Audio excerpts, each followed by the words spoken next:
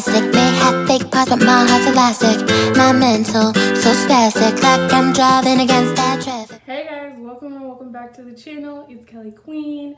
I need a shot for this story, so you guys go ahead and leave a comment and say the name of the worst Tinder date you had while I do this, and make sure to like and subscribe if you're not already subscribed to my channel. I have like none left of this. I'm a bitch at taking shots, but by the time I get this down, I want to hear your Tinder story, so go ahead, guys. I'm the worst. It's like I never went to college. Like, what the hell? Cheers. I'm the worst. It's gonna be bad.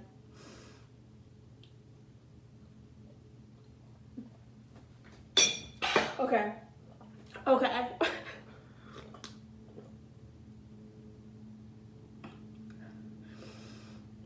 We back. That's the worst. I'm the worst at taking shots. I don't know why. I think it's because I'm dramatic. You see my eyes are already in my nose. This is not cute.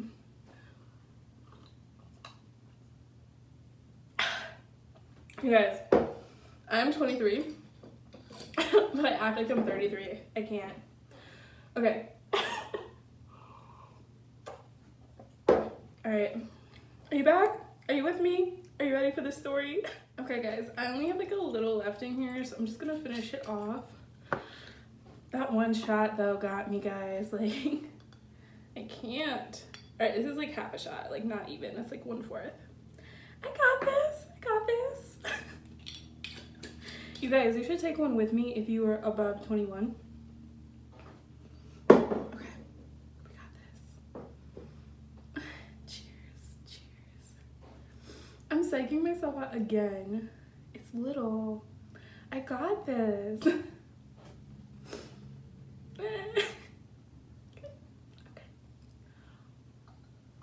Okay. I'm back. I'm like not okay. So this is the story of a Tinder date I had gone on in Florida. I only went on one Tinder date. People there just didn't want to meet up. A lot of them were tourists or locals who live farther away from me, because I lived in the touristy area, so that was a thing. The funny thing is though, where I live now, people want to drive like an hour or more to meet people on Tinder, and the reason for that is because there's like not a lot of people in our area, so people like go further out of their way. But in Florida, nobody wants to go more than 10 minutes, so it's crazy. 1 second, I was gonna tell you guys about my hair. It looks nasty right now. It's wet still from my shower, and I put a lot of coconut oil in to make it better because it was looking a little ratchet, and I didn't get all of it out, so that's why it looks kind of nasty, but forgive me. Yeah, I'm not even trying to be funny. I cannot remember this guy's name, and it was only a month ago, so we'll call him Diego. I met Diego on Tinder, and we were just talking back and forth for like a week, and he kept saying how lonely he was, and he kept mentioning his ex-girlfriend in the text, and I was just like, like, I just think it's a big turn off to hear about an ex. And I asked my mom about this. Actually, she and my dad have been married for however old my brother is, and then add like 4 years, and I think he's 25, so almost 30 years. And yeah, so she said that I said, do you know about any of the other women that my dad had dated? And she said, no, there's like no need to talk about that. And honestly, that's kind of how I live my life. Like, you date a bunch of people. Some people do. Some people don't date that many people, but a lot of people do. You date a lot of people. You kind of get to know what you like what kind of personalities you like, and you know what works for you, what you're compatible with. And yeah, So it's like all a learning experience, and sometimes there's bad moments, and I think a lot of us are fucked up because of past relationships, but you don't have to like let yourself get fucked up. You know what I'm saying? Like you can move past that. And you know, that's like the healthiest way to go is when you're been through stuff, but you don't let it get to you. So that's kind of how I live my life. But a lot of people will get hung up on their exes and, you know, say like, they did this to me, I can never trust again. If I lived my life like that, I would not trust one single person because of all the bullshit I've been through. But you have to understand that everyone you meet is different, and just because one person screwed you over, that doesn't mean everybody else is gonna screw you over. So that's how I live my life. This guy was a little different, and it's my fault because I saw the red flags in the text messages and didn't really do anything about it, you know? But now seeing in hindsight how bad this ended up being, like, girl, you should have read the messages, but So anyways, I need to drink some. So anyways, we're talking. Finally, I hate talking on those apps, so I rather just meet up, and then if it works with somebody, it works. Let's go on a couple of dates, you know, get to know each other. If it doesn't work, you go on one awkward date, on to the next.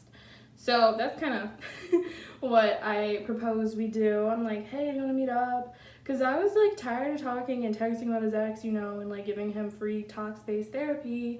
So that's what we ended up doing. And he's like, I would love to meet up. And I was like, okay, cool.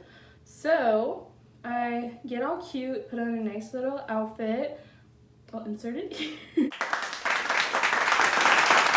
Guys, I was looking like a thought because I had on that velvet, it's a crop top, it's a longer crop top, I don't know, those high-waisted booty shorts and high heels that you can't see in the picture, but I was feeling myself, I'm like, hey, cute, and then he picks me up in this ratchet old minivan, and he was a Lyft driver, so it like said Lyft on it.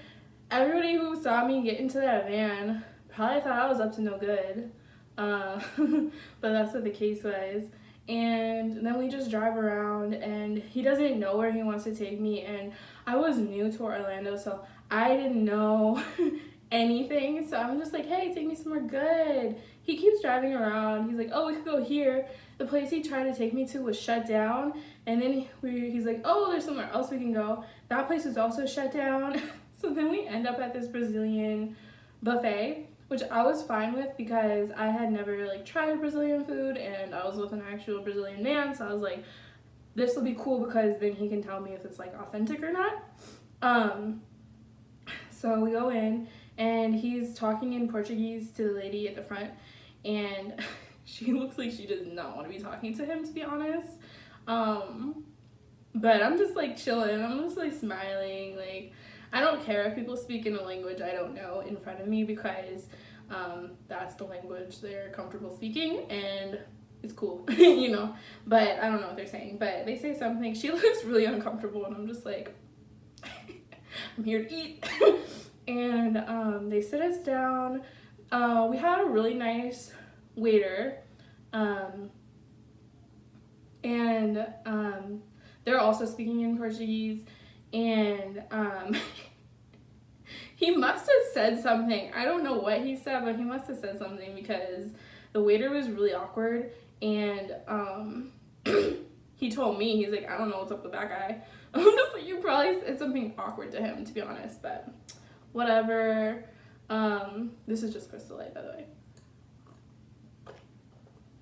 Whatever. So, we get our food. It's okay. I'm the worst. It's okay, but the thing is that I don't eat gluten, so it was just like trying to find something I could eat. I had told him ahead of time, and he just doesn't care, and it's fine because like that's like picky and annoying, and I get it. It's just because I'm like on an anti-inflammatory diet, and I've been cheating lately. I know it's like not good, but then I was trying to be like really strict. just because it's better for your thyroid and any hormonal issues you may have. Yay, exciting. I told you guys I'm like 33, right? So that's the deal. That's the tea. But yeah, I'm just like, I can't eat any of this. But I still tried. It was okay. I'm not a picky eater, but I think it's the fact that it was a buffet that made it like lesser quality, just because I don't know, for a buffet you cook a bunch of food and it just kind of like sits there until somebody eats it. And I know not all restaurants are make to order. A lot of the food will be like frozen or something like that, and like that's not good either. But fact of the matter is that food has been sitting there a while. And so it's okay. It's kind of dry. I don't love it. And you know, we're eating. He's trying to get me to eat shit I'm not supposed to be eating, like bread and like shit like that. But whatever. And then we get to talking, and he keeps bringing up his ex, you know, and I'm just sitting there like, all right. Apparently she was like some like southern country girl who loved to go to this like Cowboys bar down there in Orlando, and he didn't like to go, so he would make her go by herself. Like, he just wouldn't go with her, and that was like a riff in their relationship. Like, I got the tea in their relationship, because he wanted to go to like these Brazilian parties and she didn't want to go there either, and like it was just like kind of tug of war, like what they're gonna do. But he never wanted to go to Cowboys, and so she would go without him, and she would go with other guys because he wouldn't go. And that was the tea. So honestly, you can just tell those people aren't compatible, because you should want to do stuff your partner wants to do and vice versa. And if you guys don't agree, I mean, I feel like someone has to compromise, to be honest. You can do things alone. Like, I love that. I love independence. But if you want to hang out, you know, you should hang out. He was saying that she moved to Gainesville with her family because they used to live together, and then they didn't break up, but she moved back to Gainesville and he kind of just stayed, and yeah, that's what happened. So whatever, I didn't need to know that story, but now I do, and it's locked in my memory. But that was kind of the tea. And then he just kept talking about how he's lonely. Like, I asked him, like, hey, what do you like to do for fun? Like, I'm new. I want to talk to a local and find fun things to do. And he's like, well, I like to go to Universal, but now that I don't have a girlfriend, I don't really go there anymore. I like to go to the park, but now that I don't have a girlfriend, I don't really go there anymore. I'm like, bitch, get your shit together. Go out on your own. Have fun on your own. Like, being single blows sometimes, I'm not gonna lie, and no pun intended, but it's really like, it is what it is, and you kind of learn to enjoy your own company, and you learn to have fun on your own. You learn to branch out and make friends, and friendship, platonic love is really cool too. I love my friends, and I love being around them, and that kind of fills my loneliness, not gonna lie. Yeah, I go on friend dates. And I'm kind of sounding like I know everything. I don't. Like, I'm not a know-it-all, but I'm just saying, like, that's how I deal with it, you know? Yeah. So anyways, he's just like talking about all that, and I'm just like, I can't relate, you know? I'm not talking about my exes. Like, that's rule number one on a first date. You can maybe talk about them eventually, like, it depends, but eventually, you know, people find out everything, but eventually, you know, we'll talk about that down the line. But this is just get to know each other, and I don't need to hear about that. So yeah, that dinner was awkward. By the end of it, I'm just like, okay, all right, because he keeps going on about this girl, and I'm just like, clearly he's not over her. Another thing he did was he brought up how my rent was too expensive, my apartment was shitty, and I should live somewhere else. And I just didn't appreciate that, because I was in Disney housing, because that's when I worked at Disney, and like I didn't have any control about that. So I'm just like, this is stupid. Like, why are you telling me all this? Like, of course I would like to save money, but right now I actually liked my living situation, living on their housing, so I didn't need that, you know. So I was just offended and not having a good time. But I still want to give him a chance because I'm stupid.